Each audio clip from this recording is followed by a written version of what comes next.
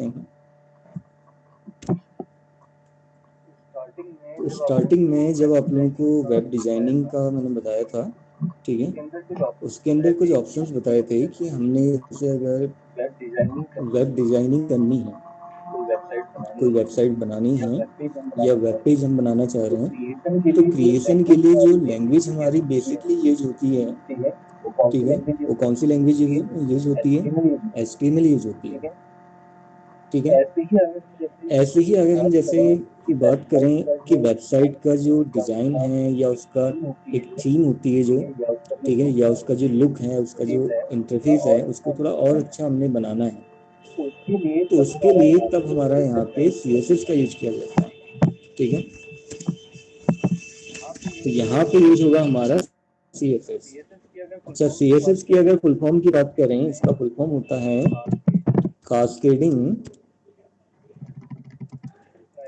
Style sheets, ठीक है, ये इसकी फुल फॉर्म होती है, कास्केडिंग स्टाइल शीट्स। तो CSS हमारा बेसिकली क्या काम करता है? थीम बिल्ड करने के लिए यूज किया जाता है, ठीक है। इसको एक तरह से थीम बिल्डर आप कह सकते हो, किसी भी वेबसाइट की थीम को बिल्ड करने के लिए हेल्प करता है हमारी, लुक वाइज अपनी वेबसाइट को, अपने कंटेंट को, वेब पेज को और अच्छा हम बना सकते हैं, ठीक है। ये भी एक तरह की हमारी मार्कअप लैंग्वेज ही होती है, ठीक है। वैसे तो खैर मार्कअप लैंग्वेज में टेक्स्ट का यूज होता है, बताया था मैंने आप लोगों को।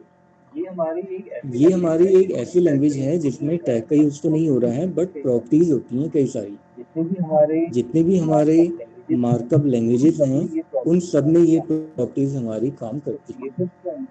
तो CSS के अंदर बेसिकली जो होता है, हम जिसमें काम करते हैं, वो होता है प्रॉपर्टीज, ठीक है।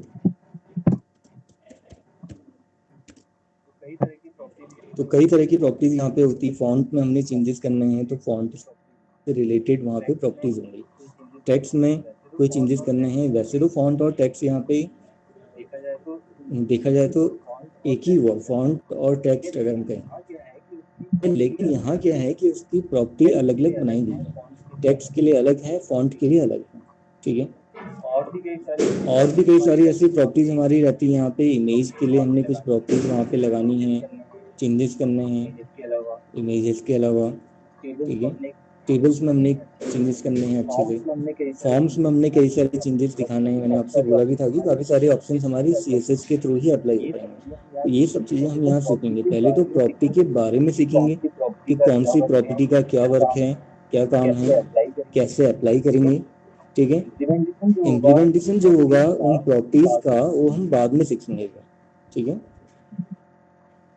अब अगर हम यहाँ पे डिक्लेरेशन की बात करें, CSS का जो डिक्लेरेशन होता है उसकी प्रॉपर्टीज का, वो कैसे किया जाता है, ठीक है। डिक्लेरेशन ऑफ CSS प्रॉपर्टीज, तो इसका एक अपना सिंटेक्स होता है, ठीक है। क्या सिंटेक्स होता है ये भी देख लेते हैं। तो पहले आएगा यहाँ पे प्रॉपर्टी नेम, ठीक है। अब प्रॉपर्टी नेम अगर यहाँ पे 2 वर्ड्स का होता है तो बीच में हाइफन लगता है, ठीक है।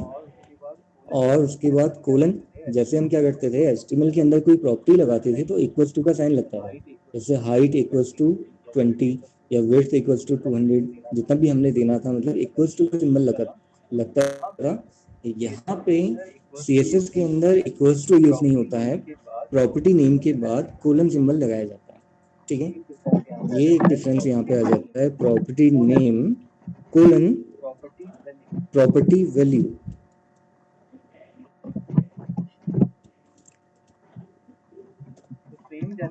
सेम जैसे मैंने आप लोगों को बताया कि अगर यहाँ पे प्रॉपर्टी नेम में 2 वर्ड्स हैं तो बीच में हाइफन आएगा, तो सेम ऐसे ही अगर प्रॉपर्टी वैल्यू जो है, ठीक है, उसमें भी हमारी यहाँ पे 2 वैल्यूज, 2 वर्ड हैं, ठीक है। 2 वैल्यू तो नहीं होगी, 2 वर्ड्स होंगे या 2 से ज़्यादा वर्ड्स हैं, बीच में हाइफन लगता है उनको कंबाइन करने के लिए।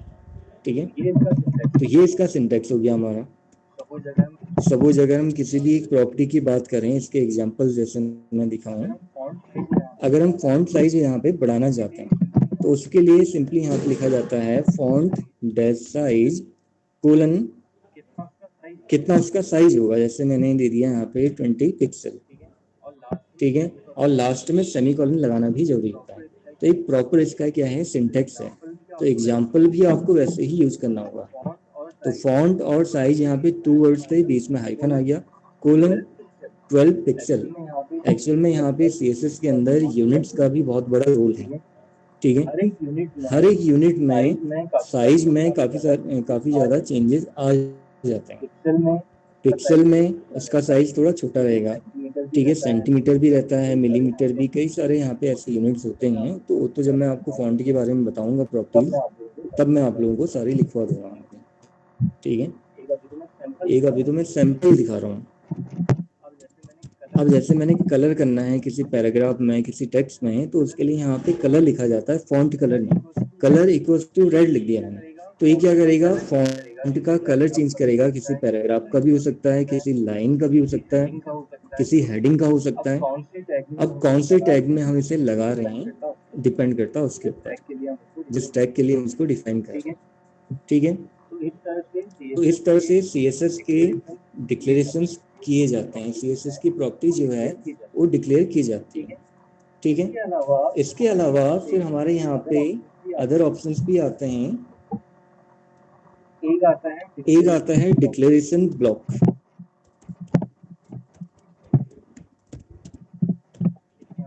एक यहाँ पे हमारा डिक्लेरेशन ब्लॉक होता है, ठीक है। ये जो डिक्लेरेशन ब्लॉक है ये शो किया जाता है या डिनोट किया जाता है इस तरह के कर्ली ब्रेसेस के थ्रू, ठीक है। इसके अंदर सारी प्रॉपर्टीज आ जाती हैं हमारी, सेपरेटेड विद सेमीकोलन। कैसे इसका यूज होगा, इसका एक एग्जांपल मैं आपको दिखाता हूँ। जैसे कई बार होता है कि हमने किसी एक पर्टिकुलर टैग के लिए कई सारी प्रॉपर्टीज लगानी है, ठीक है। तो ये हम कैसे कर सकते हैं, डिक्लेरेशन ब्लॉक्स के थ्रू कर सकते हैं। कि जैसे एक प्रॉपर्टी मैंने लगानी है यहाँ पे फॉन्ट साइज 20 पॉइंट, एक प्रॉपर्टी में लगाना चाह रहा हूँ साथ में, अच्छा यहाँ पे कोलन सिंबल आएगा और लास्ट में सेमीकोलन। एक प्रॉपर्टी में लगाना चाह रहा हूँ यहाँ पे कलर के लिए, मैंने दे दिया कलर यहाँ पे होना चाहिए ग्रीन। तो इस तरह से डिक्लेरेशन ब्लॉक्स के अंदर ये सारी प्रॉपर्टीज डिफाइन की जाती हैं, और भी आगे कई सारी प्रॉपर्टीज आप सीखोगे, ठीक है। तो ये होता है हमारा डिक्लेरेशन ब्लॉक। अब हमने प्रॉपर्टी को डिफाइन कर दी, ठीक है। जैसा आप देख रहे होगे डिक्लेरेशन ब्लॉक के अंदर एक प्रॉपर्टी हमारी फॉन्ट साइज, तो ये क्या काम करेगा, फॉन्ट साइज को 20 पॉइंट इंक्रीज कर देगा। और कलर की बात करें, जैसे कलर यहाँ पे हमने दिया है, तो ये फॉन्ट का कलर या टेक्स्ट का कलर चेंज करेगा, ठीक है। अच्छा, लेकिन क्या इसमें आपको ये पता चल रहा है कि हम कौन से टैग के लिए इस प्रॉपर्टी को डिफाइन कर रहे हैं? ऐसा कुछ पता चल रहा है हमें कि हमने ये जो प्रॉपर्टी डिफाइन करी है ये कौन से टैग में, कौन से पैराग्राफ में या कहाँ अप्लाई होगी? ऐसा कुछ हमें पता नहीं चल रहा है ना इसमें, ठीक है। तो इसके लिए हमारे पास यहाँ पे एक ऑप्शन आता है। क्या ऑप्शन आता है वो भी देख लेते हैं। पहला मैंने आपको बताया डिक्लेरेशन सिंटैक्स क्या होता है, दूसरा मैंने आपको बताया डिक्लेरेशन ब्लॉक क्या होता है। अब थर्ड यहाँ पे आता है हमारा टाइप सेलेक्टर्स, हम कहते हैं इसको, ठीक है, टाइप सेलेक्टर्स। तो CSS के अंदर जो होते हैं हमारे जितने भी टाइप सेलेक्टर्स होते हैं वो HTML टाइप होते हैं, HTML टैग टाइप सेलेक्टर्स यहाँ पे सपोर्ट होते हैं, ठीक है। CSS supports HTML tag type selectors, ठीक है। तो अभी तक हमने HTML के अंदर कई सारे टैग्स पढ़े हुए थे। कौन कौन से टैग पढ़े थे जरा बताइए, अभी तक हमने कौन कौन से टैग पढ़े? कई सारे टैग्स थे, जैसे पैराग्राफ बनाने के लिए हमने P टैग पढ़ा, ठीक है। लिस्ट बनानी है, रेड पेन,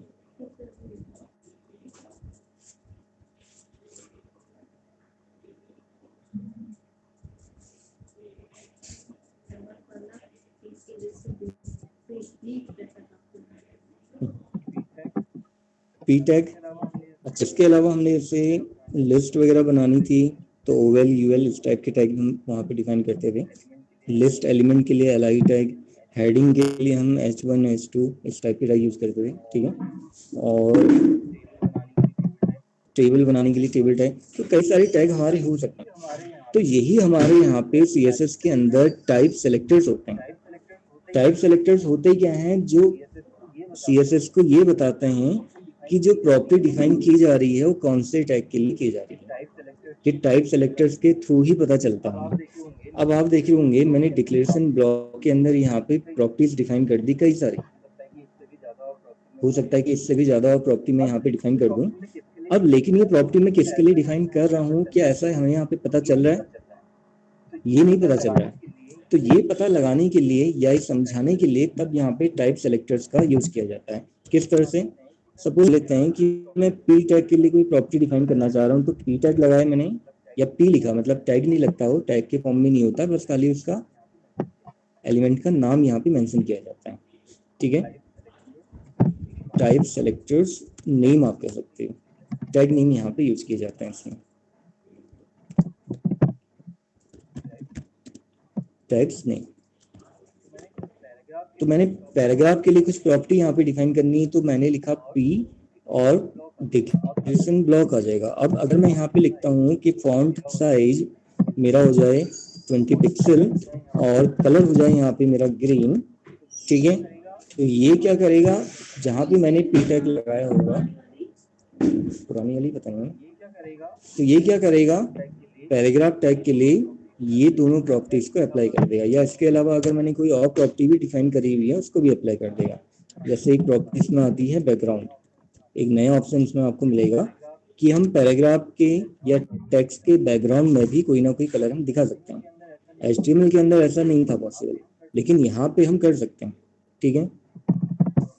सपोज मैंने दिखा दिया कि बैकग्राउंड कलर मेरा येलो होना चाहिए, टेक्स्ट कलर मेरा ग्रीन ले आओ, तो ऐसे हम यहाँ पे पर्टिकुलर टैग के लिए प्रॉपर्टी डिफाइन कर सकते हैं। जैसे मैं चाह रहा हूँ कि हेडिंग के लिए मेरी कुछ प्रॉपर्टी यहाँ पे डिफाइन हो।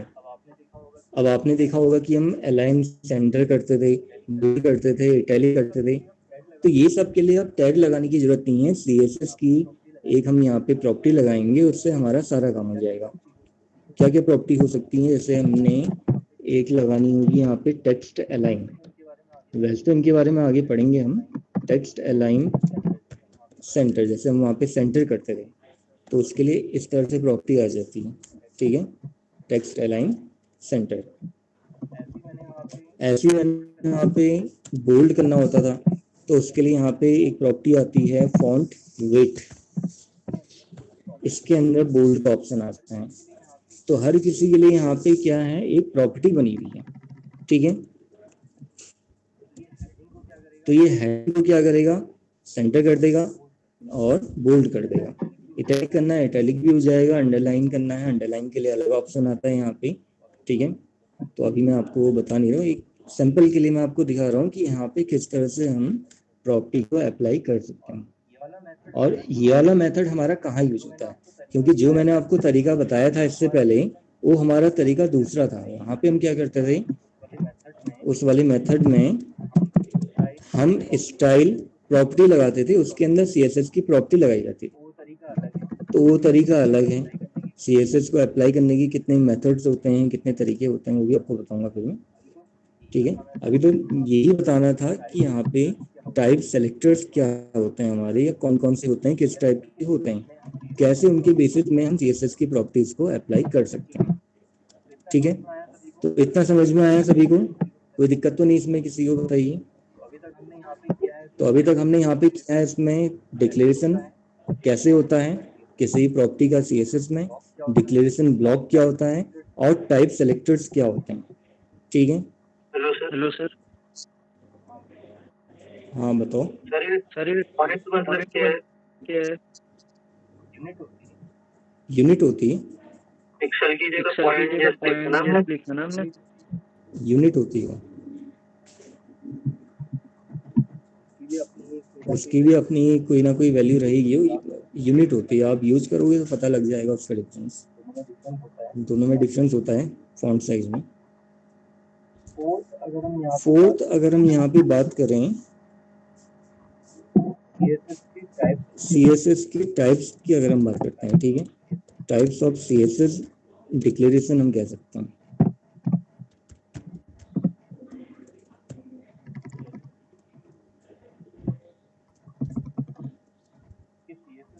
कि CSS का डिक्लेरेशन जो है यहाँ पे कितने टाइप से हो सकता है, ठीक है,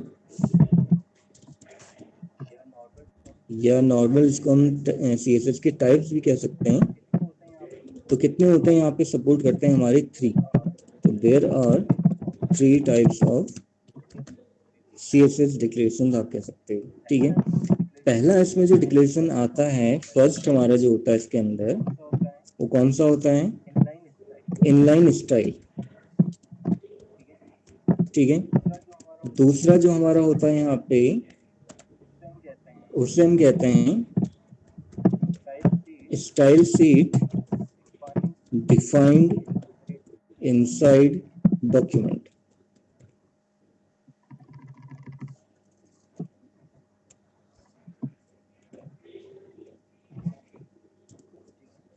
ठीक है। और थर्ड हमारा जो होता है यहाँ पे, इसे हम कहते हैं style sheet defined outside document, इसे हम एक्सटर्नल CSS भी कहते हैं, ठीक है। तो तीनों में डिफरेंस है, तीनों में क्या क्या डिफरेंस रहता है ये भी आप लोगों को बता देता हूँ। तो पहला इसमें हमारा था इनलाइन स्टाइल, ठीक है। इनलाइन स्टाइल में क्या होता है, इनलाइन का मतलब क्या हुआ, जहाँ पे हमारा टैग है उसी लाइन में वहीं पे CSS की प्रॉपर्टी आ जाएगी, ठीक है। CSS properties are used inside HTML tag, ठीक है। तो HTML टैग के अंदर ही CSS की प्रॉपर्टीज यूज की जाती है यूजिंग स्टाइल प्रॉपर्टी या एट्रीब्यूट, ठीक है। जो पहले वाला तरीका मैंने आप लोगों को बताया था, ठीक है। कैसे, एग्जाम्पल की अगर हम बात करें, इसका एग्जाम्पल क्या होगा, टेबल के लिए जैसे हम कोई प्रॉपर्टी लगा रहे हैं, जैसे हमारा टेबल टैग है, उसके लिए हमने CSS की प्रॉपर्टी लगानी है, ठीक है। तो किस तरह से हमें करना पड़ेगा, यहाँ पे लिखना पड़ेगा टेबल टैग के अंदर ही स्टाइल एट्रीब्यूट आ जाएगा, उसके अंदर CSS की प्रॉपर्टी आ जाएगी कि टेबल का कलर क्या होगा, हमने दे दिया रेड होगा, ठीक है। दूसरा हमने दे दिया टेबल का बैकग्राउंड क्या होगा, हमने यहाँ पे दे दिया येलो होगा, इस टाइप से। तो टैग के अंदर ही CSS की प्रॉपर्टी जब लगाई जाती है तो इसको ही हम कहते हैं इनलाइन स्टाइल, ठीक है। समझ में आ गया, क्लियर हुआ इतना, इनलाइन स्टाइल क्या होता है, कोई दिक्कत तो नहीं इसमें। तो जहाँ पे आप टैग लगा रहे हो, जो टैग आपने लगाया है, हर एक टैग के लिए हम CSS की प्रॉपर्टी डिफाइन कर सकते हैं, ठीक है। तो ये तरीका हमारा कहलाता है इनलाइन स्टाइल मेथड, ठीक है। सेकेंड टाइप आता है हमारे यहाँ पे style sheet defined inside document,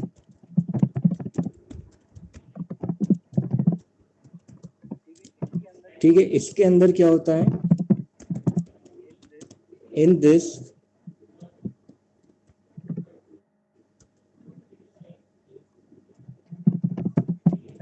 style tag, ठीक है, यहाँ पे स्टाइल को टैग के फॉर्म में यूज किया जाता है। Style tag is used inside head section. वो करली ब्रैकेट जो लगा रहे थे वो कब, वो अभी आएगा, बता रहा हूँ मैं स्टेप बाय स्टेप, पहले सुन लो ना उसको पूरी तरह से, सब आएगा वो धीरे धीरे। इसमें क्या होगा, style sheet defined inside document के अंदर स्टाइल टैग यूज होगा हमारा हेड सेक्शन के अंदर, and all properties of CSS are defined inside style tag, style tag के अंदर हमारे यहाँ पे CSS की प्रॉपर्टी डिफाइन की जाएगी। कैसे, इसका एग्जांपल भी देख लीजिए कैसे। स्टाइल टैग लेगा हमारे यहाँ पे, और यहाँ पे इसमें हमें एक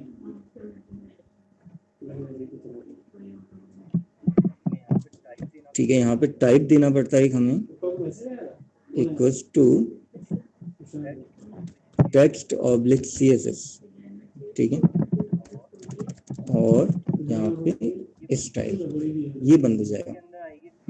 इसके अंदर आएगी CSS की प्रॉपर्टी। अब देखो यहाँ पे CSS की प्रॉपर्टी डिफाइन करने का तरीका क्या है कि जैसे मैंने पैराग्राफ के लिए प्रॉपर्टी डिफाइन करनी है, तो ये वाला फॉर्म हमारा यहाँ पे यूज होता है सेकंड और थर्ड वाले फॉर्मेट में, कि पहले टाइप सेलेक्टर आएगा, उसके बाद फिर हमारा यहाँ पे डिक्लेरेशन ब्लॉक आएगा, उसके अंदर CSS की प्रॉपर्टीज आ जाएंगी, ठीक है, CSS प्रॉपर्टीज आ जाएगी।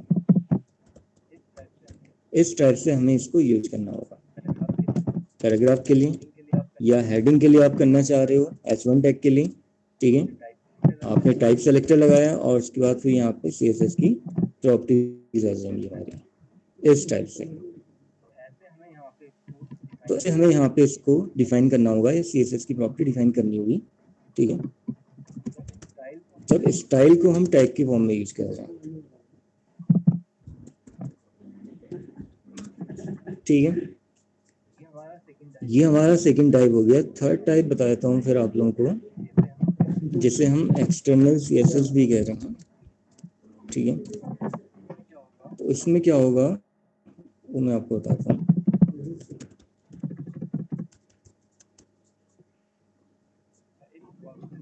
अच्छा, इस प्रोसेस को हम write once run anywhere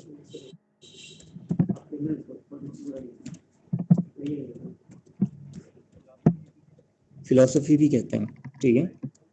right once run anywhere, एक बार हमने यहाँ पे CSS की फाइल बना देनी होती है, कहीं भी आप उसका यूज कर सकते हो, ठीक है। किस तरह से होगा वो भी देख लेते हैं। अच्छा, यहाँ पे हमें टाइप देने की जरूरत नहीं है, इसमें जरूरत नहीं पड़ती है। यहाँ पे इसका यूज होगा टाइप का। कैसे होगा वो भी मैं आपको तरीका बता देता हूँ। इसमें होगा क्या एक्चुअल में वो भी आपको बता देता हूँ, ठीक है। In this 2 files are created, ठीक है, 2 फाइल हमारी यहाँ पे बनती है। First file for HTML document, ठीक है, पहली फाइल हमारी यहाँ पे HTML डॉक्यूमेंट के लिए बनती है, ठीक है, saved as .html एक्सटेंशन, ठीक है। और सेकंड फाइल जो होती है हमारी, सेकंड फाइल फॉर CSS के लिए बनती है, CSS डॉक्यूमेंट के लिए, ठीक है, saved as .css extension, .css extension से उसको सेव किया जाता है, ठीक है। ये इसमें एक डिफरेंस आता है कि अलग से CSS की फाइल यहाँ पे बनाई जाती है इसके अंदर। कैसे, इसका एक एग्जांपल छोटा सा मैं आपको दिखाता हूँ। इस तरह से मान लो कि एक हम नॉर्मल HTML डॉक्यूमेंट बना रहे हैं, ठीक है, जैसे ये वाली फाइल है हमारी जो बना रहा हूँ ना HTML, उसके अंदर जो भी टैग आपको लगाना है वो सब टैग आ जाएंगे, ठीक है। अच्छा, एक पॉइंट और है इसमें,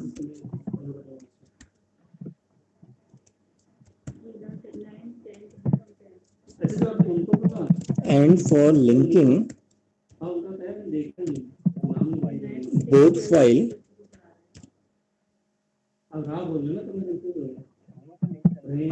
दोनों को लिंक करने के लिए यहाँ पे क्या होगा, link tag is used inside head section. Head section के अंदर यहाँ पे लिंक टैग यूज किया जाता है, ठीक है। कैसे, उसके लिए लिखा जाता है link rel equals to style sheet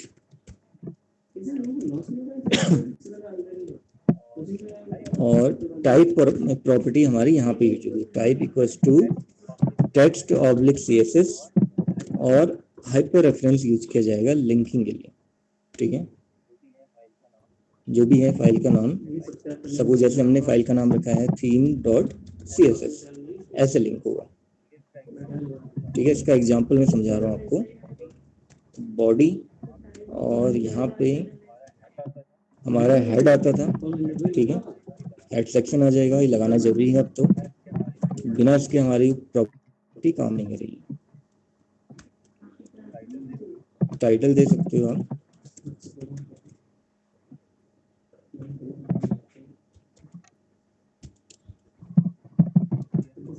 CSS linking दिखाते हैं यहाँ पे। ठीक है, और इसी के अंदर हमारा यहाँ पे लिंक टैग लगेगा। लिंक क्या लिखा जाएगा, REL equals to style sheet और टाइप आ जाएगा यहाँ पे equals to text oblique CSS। ठीक है, और href आ जाएगा इक्वल्स टू theme.css, ऐसे करके। अब सपोज अगर हमने यहाँ पे बॉडी टाइप में कुछ यहाँ पे प्रॉपर्टी लिखी हुई है, एक हमने लिस्ट बनाई हुई है ओवल। ठीक है, और ओवल टैग मेरा यहाँ पे बंद हो जाएगा। लिस्ट के एलिमेंट्स मैंने दिखाए हैं, जैसे मैं यहाँ पे दिखाना चाह रहा हूँ कुछ एलिमेंट HTML। ठीक है, DHTML, 2 एलिमेंट दिखाए। अब इसके लिए मैं प्रॉपर्टी यहाँ पे दिखाना चाह रहा हूँ, तो इस फाइल को तो हम करेंगे सेव एज .html, ऊपर वाली फाइल। ठीक है, फाइल .html।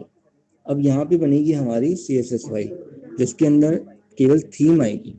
ठीक है, नाउ थीम फाइल।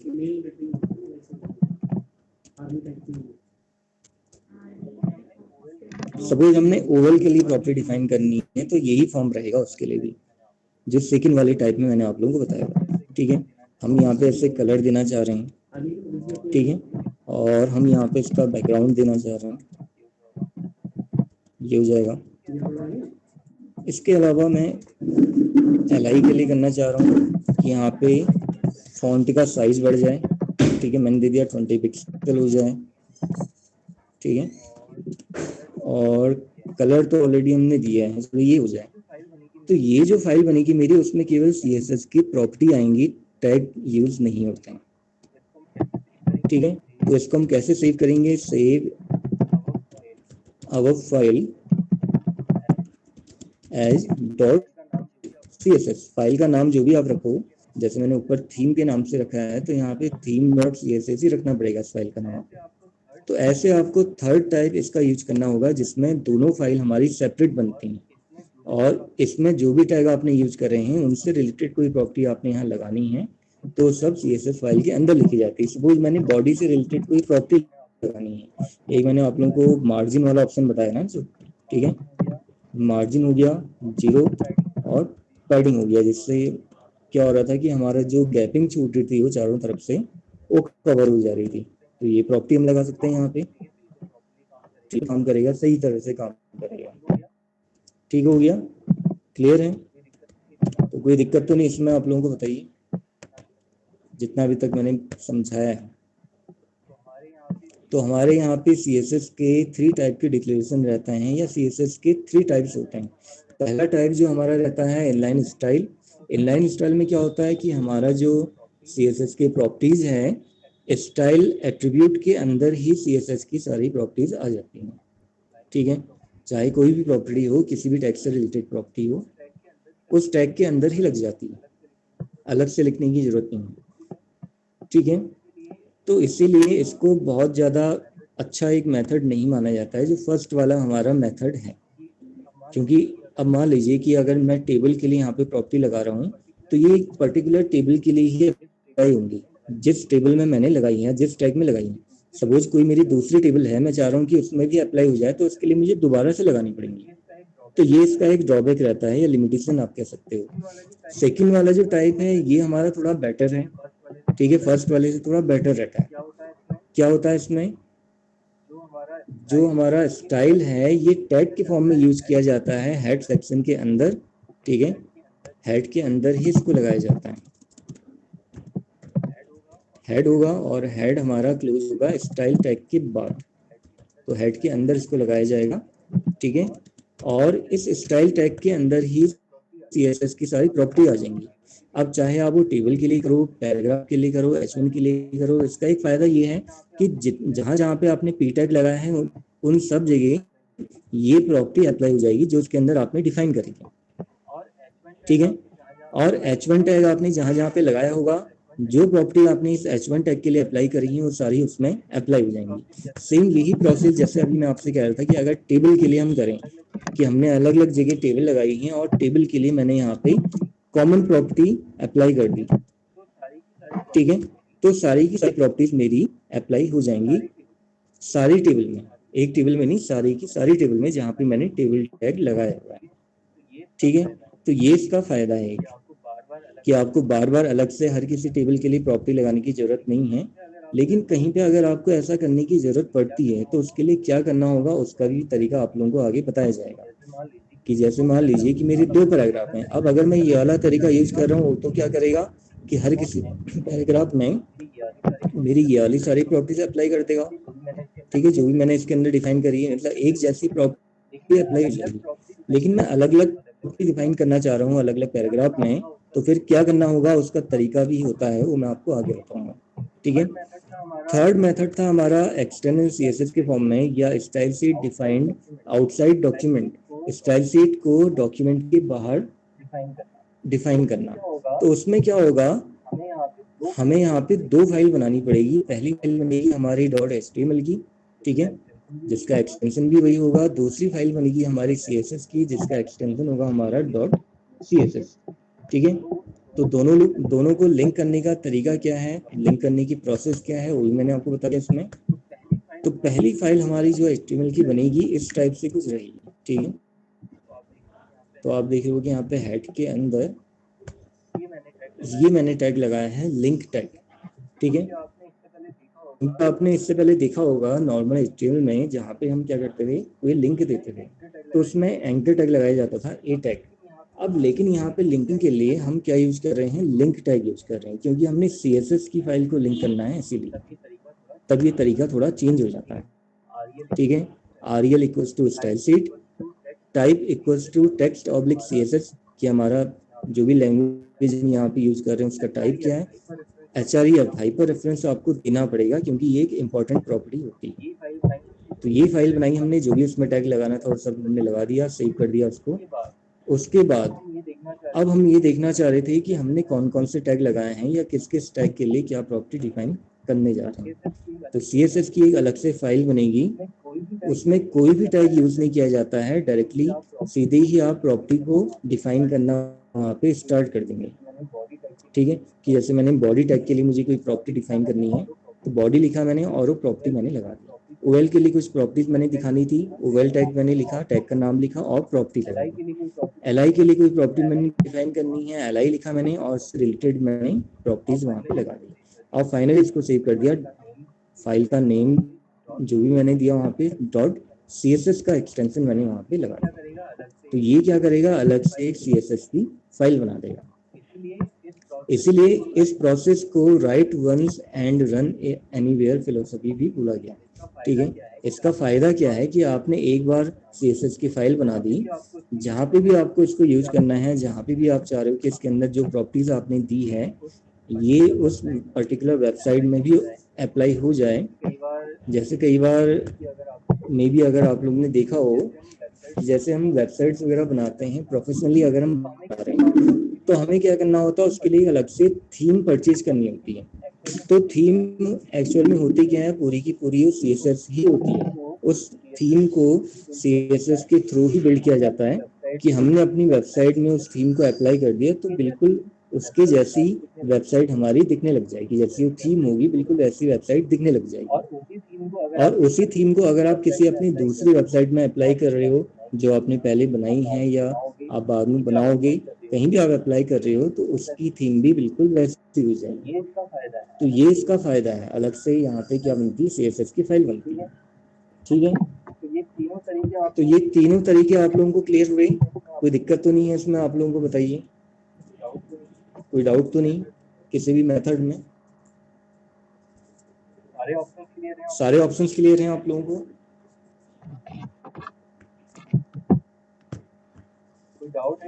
कोई डाउट है किसी को तो बताइए अभी भी। तो CSS से थोड़ा आइडिया लगा फिर आप लोगों को CSS क्या होता है, कैसे हम CSS की प्रॉपर्टीज का यूज कर सकते हैं, किस काम आता है CSS, ठीक है। और CSS के टाइप्स वगैरह क्या होते हैं, कितने टाइप्स होते हैं, कौन कौन से टाइप होते हैं। तो ये सबको क्लियर हो गया? कोई दिक्कत किसी को बताइए। कोई डाउट है तो अभी आप क्लियर कर सकते हो। सबको आ गया समझ में? जितने भी लोग कनेक्टेड हैं। मेरी आवाज तो आ रही होगी ना आप लोगों की? मेरी आवाज तो आ रही होगी ना आप लोगों की बस?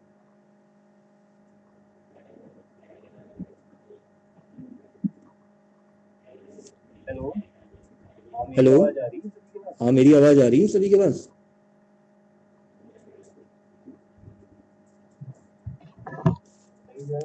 बताइए जरा, रिप्लाई तो कीजिए। कुछ पता ही नहीं चल रहा। आप लोग कनेक्टेड हो भी नहीं भी हो, पता नहीं चल रहा है सभी। ठीक है तो रिप्लाई कर दिया करो कभी अभी जब पूछा जाता है, कम से कम एटलीस्ट इतना तो कह सकते हो कि आ रहा है समझ में।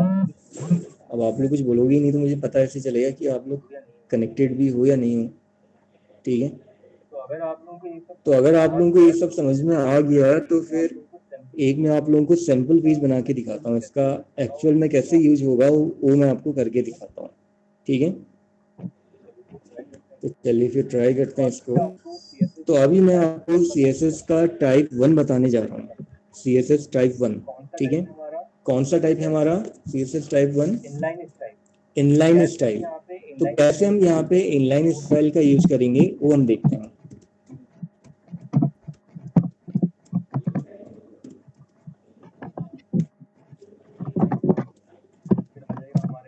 फिर आ जाएगा हमारे यहाँ पे हेड सेक्शन, टाइटल, इसके अंदर आ जाएगा CSS टाइप 1 टाइटल, उसके बाद हेड हमारा क्लोज, ठीक है। बॉडी टैग आ जाएगा और बॉडी, इसके अंदर एक हम हेडिंग बना देते हैं CSS टाइप 1, ठीक है। और यहाँ पे कुछ कंटेंट देना चाहें तो दे सकते हैं, पैराग्राफ वगैरह बनाना चाहें तो बना सकते हैं, ठीक है। एक पैराग्राफ बना ही लेते हैं फिर हम यहाँ पे। तो MS वर्ड से ले लेते हैं पैराग्राफ, सिंपल सा और तरीका, ठीक है। ज़्यादा टाइप करने की जरूरत नहीं पड़ेगी हमें।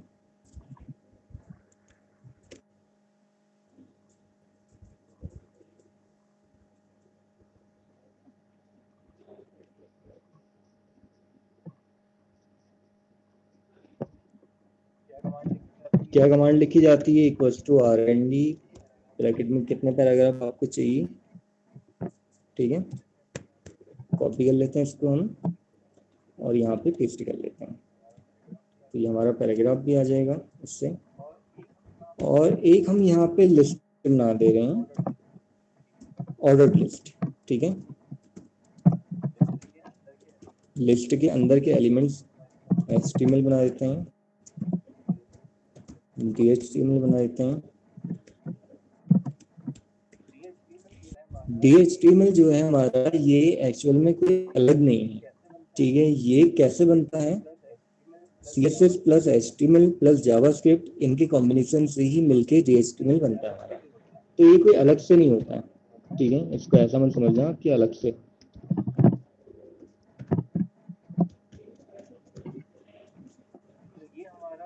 तो ये हमारा एक सिंपल सा वेब पेज मैंने बना दिया, पहले इसको सेव कर लेते हैं हम, ठीक है। CSS टाइप 1 की नेम से .html तो लगाना ही पड़ेगा, ठीक है।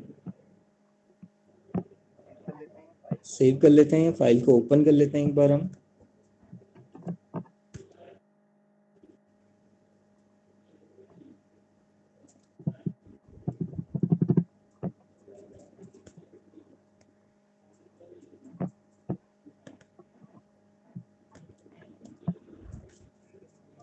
ठीक है, तो हमारी फाइल है ये वाली CSS टाइप 1।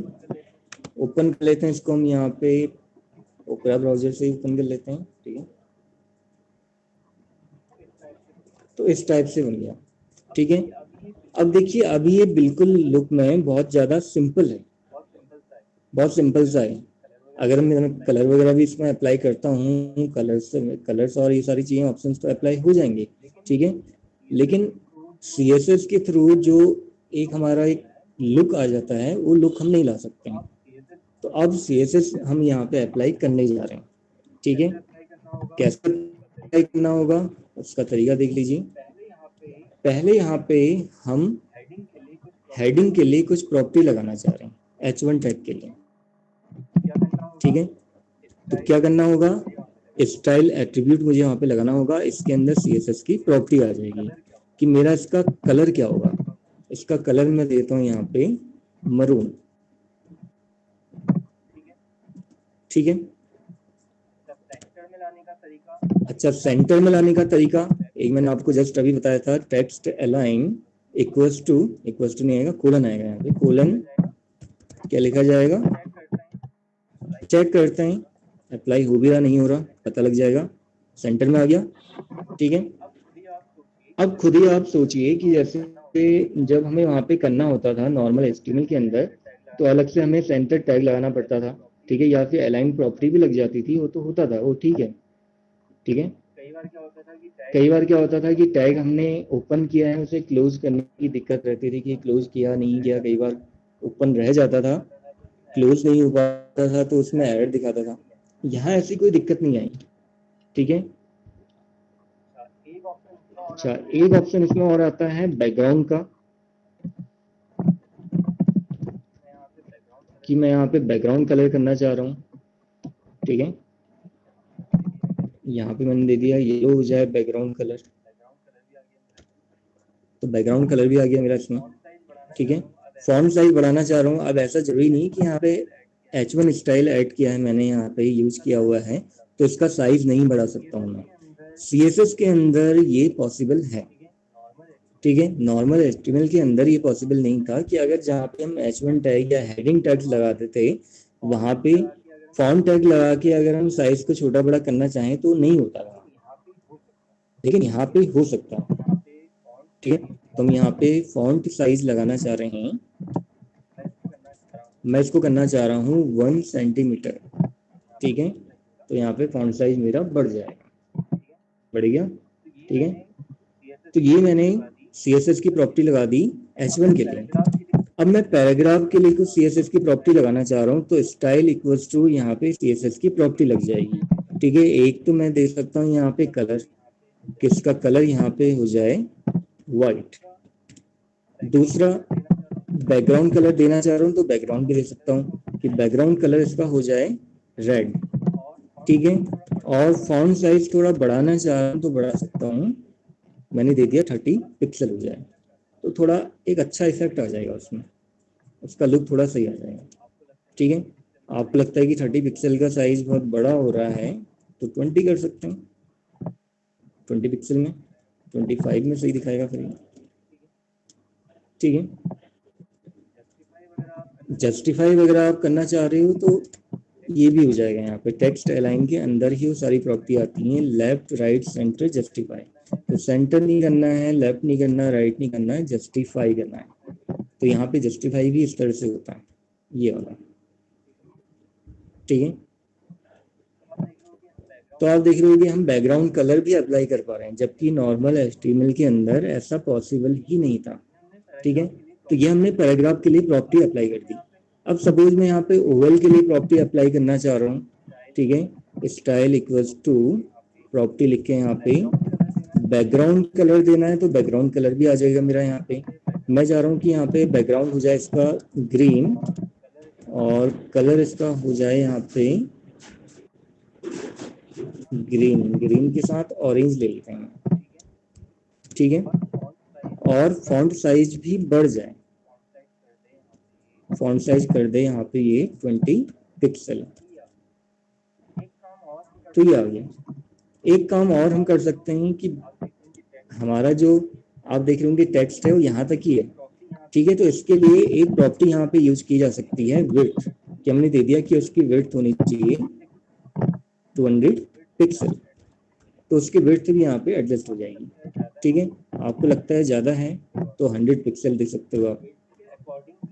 तो ये विड्थ के अकॉर्डिंग भी साइज यहाँ पे दिया जा सकता है, मतलब कलर भी दिखाया जा सकता है। पूरे में नहीं दिखाना है, हमने केवल उतने में दिखाना है जहाँ पे कंटेंट है हमारा। तो ऐसे हमने CSS की प्रॉपर्टीज यहाँ पे अप्लाई कर दी। तो ये हमारा इनलाइन स्टाइल हो गया। ठीक है, तो अब आप बताइए इसमें अगर आपको कोई दिक्कत है तो वो बताइए आप। कैसे हमने अप्लाई किया वो समझ में नहीं आया तो बताइए। इनलाइन स्टाइल का मतलब क्या हुआ कि जहाँ पे हमने टैग लगाया हुआ है, टैग लगाया हमारा, उसी लाइन में, उस लाइन में ही CSS की प्रॉपर्टीज हमारी आ जाएंगी।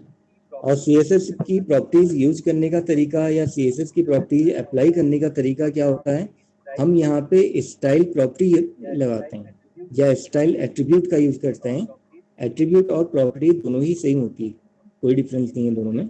ठीक है, कई बार क्या होता है कि बुक्स में एट्रीब्यूट लिखा रहता है और कई जगह बुक्स में प्रॉपर्टीज लिखा होता है। ठीक है, तो स्टाइल एट्रीब्यूट का हम यहाँ पे यूज कर सकते हैं।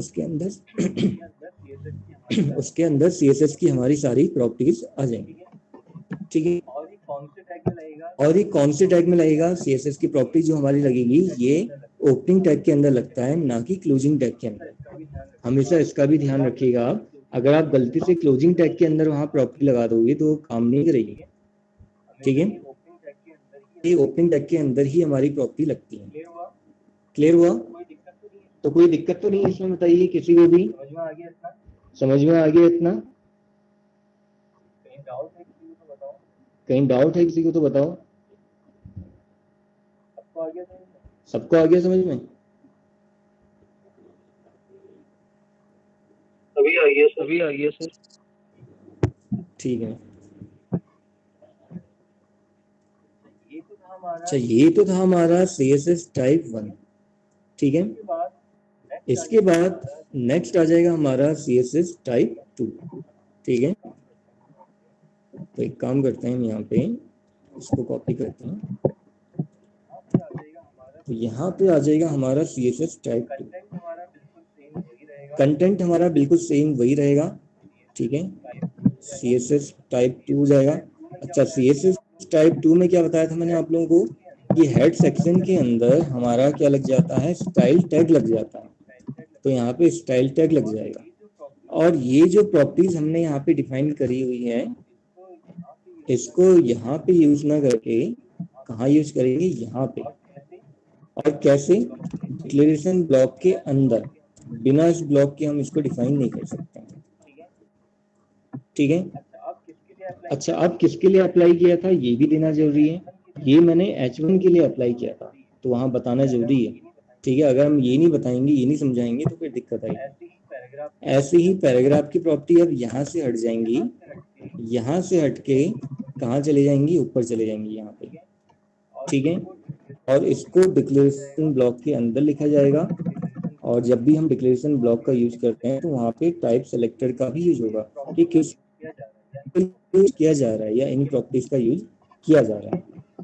ठीक है, सेम यही काम हमें यहाँ भी करना होगा। ओवरऑल के लिए हमने प्रॉपर्टी डिफाइन करी थी, वो यहाँ से हट के अब यहाँ पे यूज नहीं होंगी, यहाँ आ जाएंगी। मतलब आप ये देख रहे हो कि अलग से ही हमारा यहाँ पे प्रॉपर्टी हम लिख पा रहे हैं। तो उससे क्या होगा कि हमारा जो CSS वाला पार्ट है वो सेपरेट रहेगा और HTML वाला पार्ट जो है वो सेपरेट रहेगा। इनलाइन स्टाइल में क्या हो रहा है कि सब कुछ मिक्स हो जा रहा है। कई बार होता है कि हमें खुद ही समझ में नहीं आ पाता है कि हमने क्या लिखा हुआ है। ठीक है, बिल्कुल उसमें कई बार हमें खुद ही कंफ्यूजन हो जाता है। लेकिन इसमें आप देख रहे होंगे बिल्कुल एक सेपरेट हो जा रहा है कि जो भी टैग के लिए या जिस टैग के लिए जो भी हमने प्रॉपर्टी डिफाइन करनी है, पहले उसका टाइप सेलेक्टर आएगा, फिर उससे रिलेटेड वो सारी वहाँ पे प्रॉपर्टीज आ जाएंगी। ठीक है, ये हमारा CSS टाइप 2 हो गया। CSS टाइप 2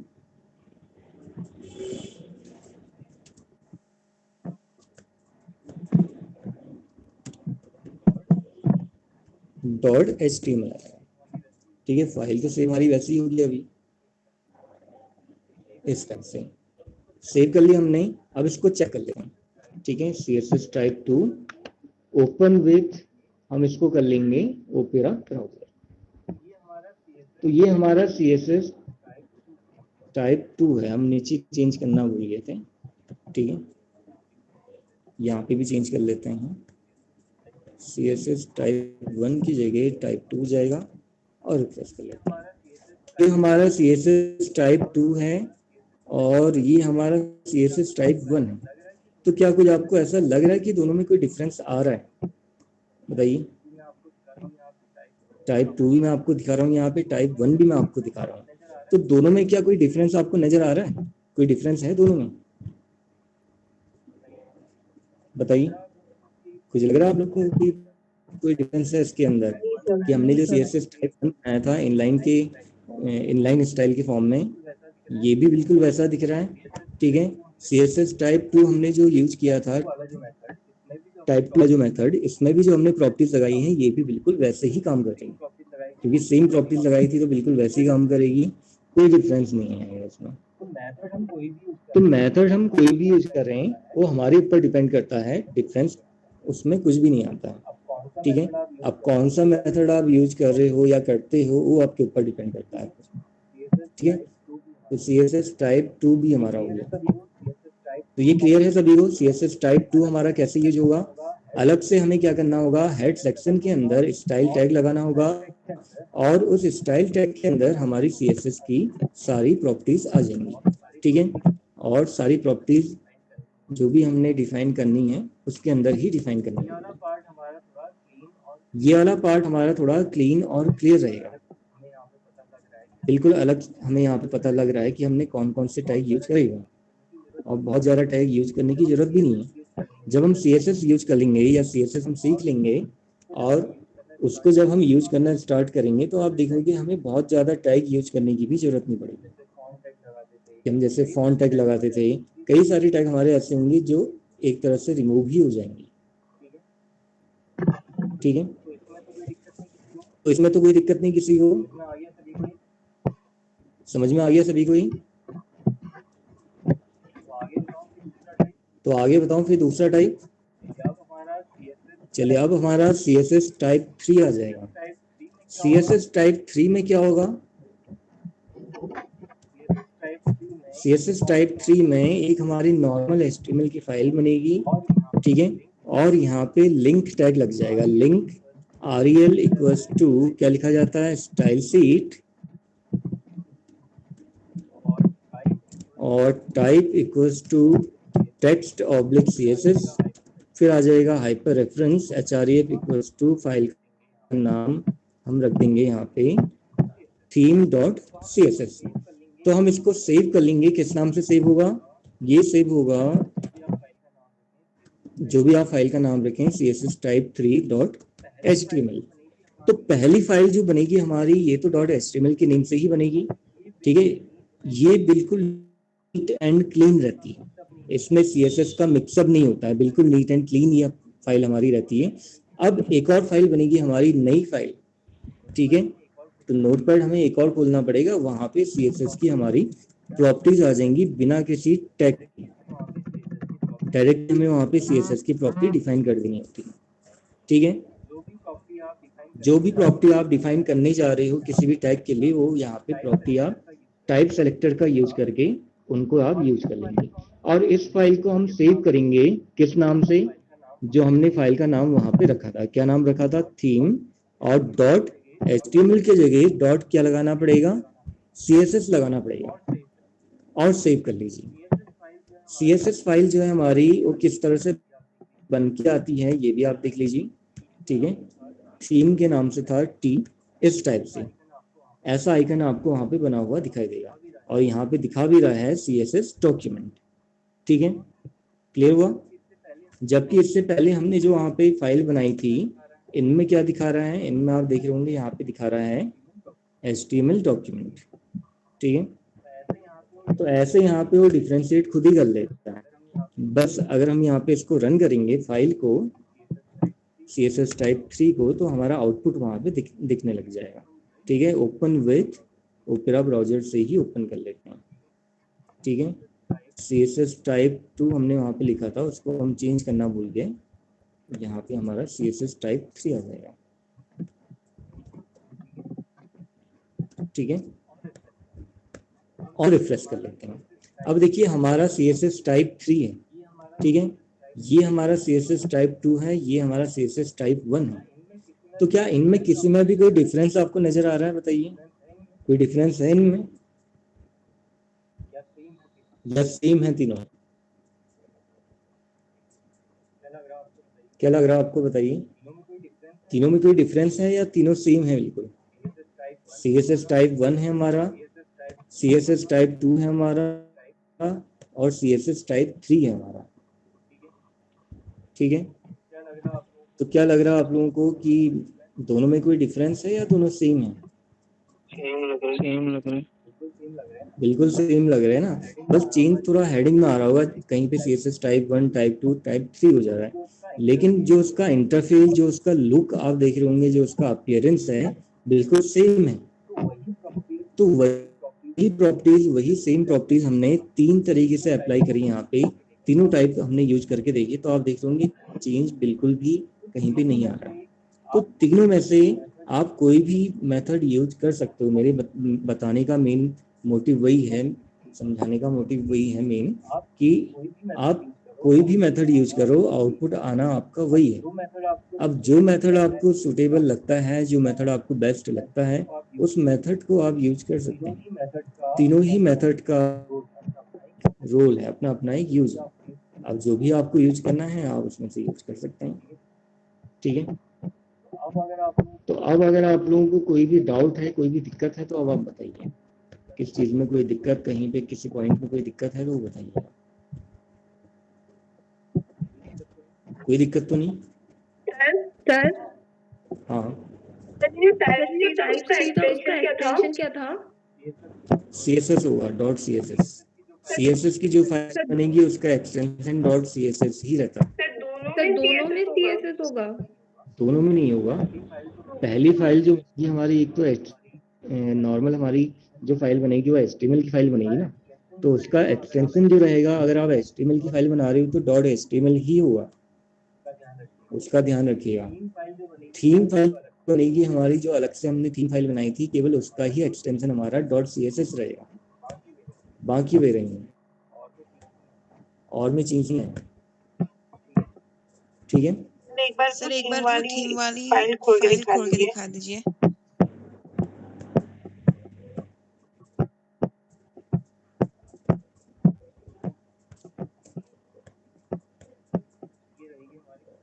ये रहेगी हमारी थीम फाइल। इसमें ना तो कोई टैग लगता है, ना कोई ऐसा कोई ऑप्शन हमें यूज करना पड़ता है। ठीक है, बस ये है कि आपको इतना ध्यान रखना होगा, जिस प्रॉपर्टी के लिए, जिस टैग के लिए आप प्रॉपर्टी डिफाइन कर रहे हो, उसका टाइप सेलेक्टेड होना जरूरी है। अगर आप सीधे प्रॉपर्टी लिख देते हो तो ले ही नहीं पाएगा, समझ ही नहीं पाएगा कि प्रॉपर्टी आप किसके लिए डिफाइन कर रहे हो। ठीक है, इसका ध्यान रखना थोड़ा जरूरी है। तो ये इस तरह से नॉर्मल फाइल रहती है हमारी, CSS की जो फाइल रहती है, ज़्यादा कुछ इसमें हमें करने की जरूरत नहीं होती है। तो CSS को यूज करने का सबसे बेस्ट जो मेथड है वो थर्ड टाइप ही माना जाता है। ये वाला जो मेथड है कि अलग से वहाँ पे CSS की फाइल बन के आती है। बेस्ट मेथड इसलिए माना जा रहा है कि इसका फायदा भी है कि ये फाइल मैंने यहाँ पे एक बार बना दी, अब इसका यूज मैं कहीं भी किसी भी अदर वेबसाइट में कर सकता हूँ। ठीक है, ये इसका फायदा है। जैसे मान लीजिए कि एक थीम फाइल तो मैंने पहले से बना दी, अब कोई हम पहले से बना हुआ कंटेंट या फाइल हम कुछ देख लेते हैं। जैसे एक हमने पैराग्राफ वाली फाइल बनाई थी ना, यहीं पे ये था पैराग्राफ। इसको अगर मैं ओपन करूं और इसको ब्राउजर से भी ओपन कर लेते हैं,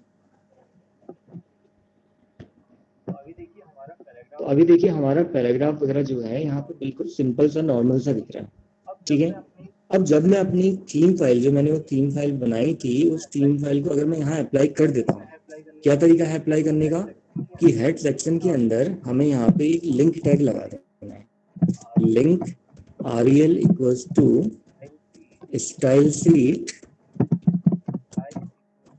type equals to text oblique CSS, href equals to file का नाम क्या था, theme.css। अब इस फाइल को अगर मैं यहाँ अप्लाई कर देता हूँ और यहाँ पे रिफ्रेश करता हूँ तो ये सारी चेंजेस इस फाइल में हो जाएंगे, ठीक है। ये इसका फायदा है। अब अगर हम HTML की फाइल के अंदर ही CSS की प्रॉपर्टी लगा रहे हैं तो वहाँ पे ड्रॉबैक क्या रहता है या लिमिटेशन क्या है कि केवल उसी फाइल के लिए वो अप्लाई होगा, उसी फाइल के लिए वो एप्लीकेबल होगा, अदर फाइल में हम उसको यूज नहीं कर पाएंगे, अप्लाई नहीं कर पाएंगे। यहाँ आप देख रहे पहले हमने एक पैराग्राफ वाली फाइल बनाई थी, ठीक है, बिल्कुल सिंपल सा वो दिख रहा था। जब मैं यहाँ पे उसमें थीम फाइल को अप्लाई किया तो बिल्कुल ही उसने क्या किया, उसका लुक, उसका जो इंटरफेस था वो चेंज कर दिया। पहले बिल्कुल नॉर्मल था वो, जब तक हमने थीम फाइल अप्लाई नहीं किया था, बिल्कुल ऐसा दिख रहा है। तो आप खुद ही आप यहाँ पे आइडिया लगा सकते हो कि सबसे बेस्ट तरीका या बेस्ट जो मेथड CSS को यूज करने का वो कौन सा रहेगा या रहता है, ठीक है। क्लियर हुआ? तो CSS के तीनों टाइप्स आप लोगों को क्लियर हुए? कोई दिक्कत तो नहीं है? मैं आप लोगों को बताइए सर जैसे कि आपने पैराग्राफ वाली खोली और जो आपने टाइप 1 और टाइप 2 वाला बनाया था वो अप्लाई होंगे ना यहाँ पे? वो अप्लाई नहीं होगा, केवल थीम फाइल अप्लाई होगी। थीम में जो मैंने प्रॉपर्टी दी है उसको अप्लाई करेगा। यहाँ पे टाइप 1 टाइप 2 से मतलब नहीं है, ये जो एक्चुअल में है वैसे टाइप 3 है। वही टाइप 3 का मतलब यूज हर जगह कर सकते हैं वो। टाइप 3 वाला मेथड यहाँ पे यूज होगा इसमें। और इसमें क्या है कि हमने जो ये थीम फाइल बनाई है इसके अंदर जो भी प्रॉपर्टीज रहेंगी वो अप्लाई हो जाएंगी अगर हमने वो टैग वहाँ पे लगाया हुआ है तो, ठीक है। जैसे हमने वहाँ पे HTML टैग लगाया था, P टैग लगाया था, तो प्रॉपर्टी इसके लिए अप्लाई होगी। OL टैग हमने नहीं लगाया था, ठीक है, तो OL वाली प्रॉपर्टी वहाँ पे अप्लाई नहीं हुई। अगर हम वहाँ पे OL यूज कर लेते, लगा देते तो अप्लाई हो जाती, ठीक है। तो थीम फाइल की प्रॉपर्टी वहाँ पे अप्लाई होगी केवल उसमें, और कोई प्रॉपर्टी नहीं। कई बार क्या होता है कि हमें अलग अलग थीम फाइल बनाने की जरूरत भी पड़ जाती है, तो उसके लिए फिर हम क्या काम कर सकते हैं, यहाँ पे 2 बार हमें क्या करना पड़ेगा, लिंक टैग लगाना पड़ेगा। कई बार होता है ना कि हमें अलग अलग थीम फाइल बनानी पड़ जाती है। वैसे ऐसी जरूरत तो नहीं पड़ती है, बट कभी अगर आपको लगता है ऐसी जरूरत पड़ रही है, 2 अलग अलग थीम फाइल आपको लगाने की जरूरत पड़ रही है कि टेबल के लिए आपने अलग ही बना दी, पैराग्राफ के लिए आपने थीम फाइल अलग ही बना दी, ऐसा भी कर सकते हो आप। ये भी हो सकता है कि एक तो मैंने पूरी मिक्स वाली थीम फाइल बनाई जिसमें टेबल के लिए भी प्रॉपर्टी है, पैराग्राफ के लिए भी प्रॉपर्टी है, फॉन्ट के लिए भी प्रॉपर्टी है। एक तरीका ये भी हो सकता है कि थीम फाइल में जो बना रहा हूँ पैराग्राफ के लिए अलग ही बना दूँ, ठीक है, टेबल के लिए अलग ही बना दूँ, फॉन्ट के लिए अलग ही बना दूँ, ये भी हो सकता है। तो उस टाइम पे क्या होगा, 3 बार 4 बार जितने भी आप मतलब अलग अलग वहाँ पे थीम फाइल अप्लाई करना चाह रहे हो उतनी बार लिंक टैग आपको लगाना पड़ेगा, ठीक है। तो ऐसे हम यहाँ पे CSS की प्रॉपर्टी अप्लाई कर सकते हैं और CSS का यूज करके अपने कंटेंट को और ज़्यादा रिफाइन हम यहाँ पे कर सकते हैं, अपनी वेब पेज को और ज़्यादा रिफाइन किया जा सकता है, ठीक है। उसके लुक को, इंटरफेस को और ज़्यादा अच्छा और अट्रैक्टिव बनाया जा सकता है। ठीक हो गया? तो आज आप फिर इतना ही कीजिए, इतना ही बताऊंगा आज मैं आप लोगों को। कल से मैं इसकी प्रॉपर्टीज आप लोगों को बताना स्टार्ट कर दूंगा, स्टेप बाय स्टेप एक एक करके सारी प्रॉपर्टीज हम यहाँ पे सीखेंगे, ठीक है, कि कौन कौन से टैग के लिए क्या क्या प्रॉपर्टीज हमारी यूज हो सकती हैं। खैर इम्प्लीमेंटेशन तो मैंने आपको बोला है कि इम्प्लीमेंटेशन इसका मैं आप लोगों को वैसे भी बाद में बताऊंगा। अभी तो स्टार्टिंग में केवल हम प्रॉपर्टीज के बारे में पढ़ेंगे कि फॉन्ट से रिलेटेड क्या क्या प्रॉपर्टीज हो सकती हैं, ठीक है, या फिर अगर टैक्स से रिलेटेड क्या क्या प्रॉपर्टी हो सकती है, या फिर और भी ऐसे कई सारे हैं, ठीक है। तो आज आप इन सबको ट्राई करके देखिएगा, इन तीनों मेथड को आप ट्राई करके देखिएगा। आप लोगों से अगर हो जाता है तो फिर तो बढ़िया है, अगर नहीं हो रहा है, दिक्कत आ रही है, तो कल आप मुझसे इसके बारे में क्लियर करना है, ठीक है। और कोई डाउट किसी का कुछ बताइए? तो यहाँ से हटा दो फिर मैं इसको। Yes sir.